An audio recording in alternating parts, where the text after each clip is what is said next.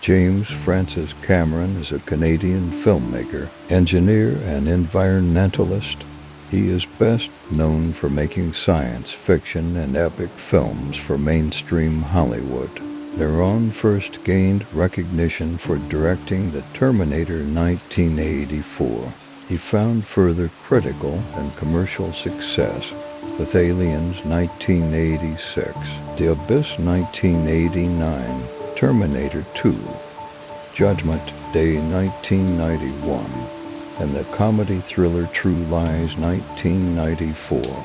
Other big budget productions included Titanic 1997 and Avatar 2009, with the former earning him Academy Awards for Best Picture, Best Director, and Best Film Editing. Avatar, which was filmed in 3D technology, also earned him a nomination in the same category.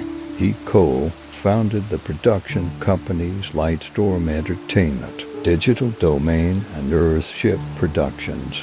In addition to filmmaking, he is a National Geographic ocean explorer and has produced a number of documentaries on the subject, including Ghost of the Abyss 2003 and Aliens of the Deep 2005.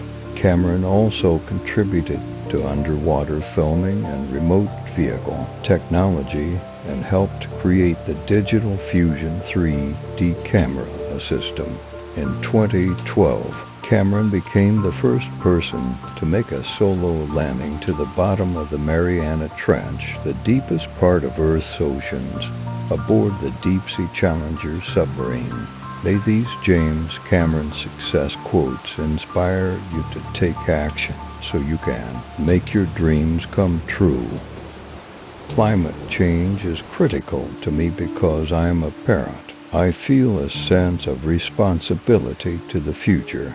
I'm not going to be around to see its worst effects, which are going to be hitting in the 2030s, 40s, 50s, but my kids will.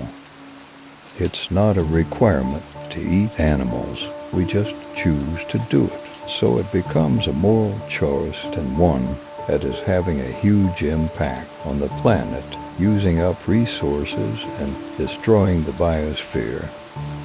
When the ship docks, I'm getting off with you. This is crazy. I know it doesn't make any sense. That's why I trust it. Broken Horses is an artistic triumph, beautifully written, acted, and imaged. This film wraps slowly around you like a king snake and squeezes. I think people had somehow gotten the sense that we have explored everything, when that isn't the case. We know so little about the ocean, and so much of it is being destroyed. Usually, when you go to a movie, your consciousness floats above the film. 3D sucks you in and makes it a visceral experience. Go home, pick up your video camera, and make a film. Every time you dive, you hope you'll see something new, some new species. Sometimes the ocean gives you a gift, sometimes it doesn't. I'm king of the world. I'm hopeful that we'll be able to study the ocean before we destroy it. You don't rest well as long as you're seeking vengeance. I feel sad justice wasn't done, but it's time to move on and sleep well. It's about human imagination and curiosity. What's out there? What's in the great beyond? What exists at levels we can't see with our five senses? I blame it on Walt Disney, where animals are given human qualities. People don't understand that a wild animal is not something that is nice to pet. It can seriously harm you. The nation that leads in renewable energy will be the nation that leads the world 10, 20 years from now. The film industry is about saying no to people, and inherently you cannot take no for an answer. Writing a screenplay for me is like juggling. tease like how many balls can you get in the air at once. All those ideas have to float out there to a certain point, and then they'll crystallize into a pattern. There is a hugely underserved population out there, those who are the least capable of pay the highest. You can't really call yourself an environmentalist if you're still consuming animals. You just can't. Any direct experience that I have with indigenous peoples and their plights may feed into the nature of the story I choose to tell. In fact, it almost certainly will. Getting the audience to cry for the Terminator at the end of T2, for me that was the whole purpose of making that film. If you can get the audience to feel emotion for a character that in the previous film you despised utterly and were terrified by, then that's a cinematic arc. God wears white flannels. I had read tons of science fiction. I was fascinated by other worlds, other environments. For me, it was fantasy, but it was not fantasy in the sense of pure escapism. So much of literary sci-fi is about creating worlds that are rich and detailed and make sense at a social level. We'll create a world for people and then later present a narrative in that world. Inspiration can hit you in the head at any time, in any context. It could happen in a conversation. Talking to someone at a party, you can get an idea, but you've got to remember those inspirations. I've tried not to get sucked into the Hollywood hierarchy system. Personally, I don't like it when people are deferential to me because I'm an established filmmaker. It's a blue-collar sensibility. I like the evening in India, the one magic moment when the sun balances on the rim of the world and the hush descends and 10,000 civil servants drift homeward on a river of bicycles, brooding on the Lord Krishna and the cost of living. Hate is a disease, and in 1930 I became sick with hatred. We have a great responsibility. Whatever we make will become the truth, the visual reality that a generation will accept. It's really this sense of isolation, more than anything, realizing how tiny you are down in this big, vast, black, unknown, and unexplored place.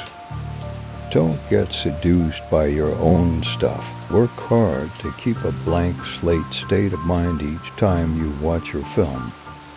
I always do makeup touch-ups myself, especially for blood, wounds, and dirt. It saves so much time. To convince people to back your idea, you've got to sell it to yourself and know when it's the moment. Sometimes that means waiting. It's like surfing. You don't create energy. You just harvest energy already out there. What are you gonna do? Talk the alien to death? Action is a way of externalizing an emotional state. You might not be running, leaping, climbing, and doing all that, but the way you create that emotional state in a movie is by having the characters have physical jeopardy that they have to work against. When Nikita Khrushchev wrapped himself in the bloody mantle of the Tsars, he broke Hungary. He broke the little communist parties over the Western world, and he broke the hearts of many honest men who had trusted a little too far, a little too long. I don't just want to be associated with a few good 3D movies and the audiences saying all the other ones are crap. I dreamed I was a soldier who could bring peace. Sooner or later, though, you always have to wake up. You know, in the filmmaking business, no one ever gives you anything. There is a vast frontier that's going to take us a while to understand. It was very lunar, a very desolate place, isolated. It was long ago in my life as a simple reporter that I decided that facts must never get in the way of truth. There seems to be a lot of excitement around something that to me is a yawn. Frankly, I actually started as a model builder and quickly progressed into production design, which made sense because I could draw and paint. But I kept watching that guy over there who was moving the actors around and setting up the shots. The magic doesn't come from within the director's mind. It comes from within the hearts of the actors. I lived in a small town. It was 2,000 people in Canada, a little river that went through it, and we swam in there was a lot of water around. Niagara Falls was about 4 or 5 miles away. When you have the feeling that anything's possible, sometimes you wind up acting on it. Tread softly upon the earth because the faces of the unborn look up at you. If you want to move through a virtual reality, it's called a video game. It's been around forever. Failure is an option. Fear is not. What are the lessons learned? Well, I think number one is curiosity. It's the most powerful thing you own. Imagination is a force that can actually manifest a reality, and the respect of your team is more important than all the laurels in the world. I guess Titanic because it made the most money. No, I'm kidding. I don't really have a favorite. Maybe Terminator because that was the film that was the first one back when I was essentially a truck driver. Thanks for watching. Don't forget to subscribe and like our videos.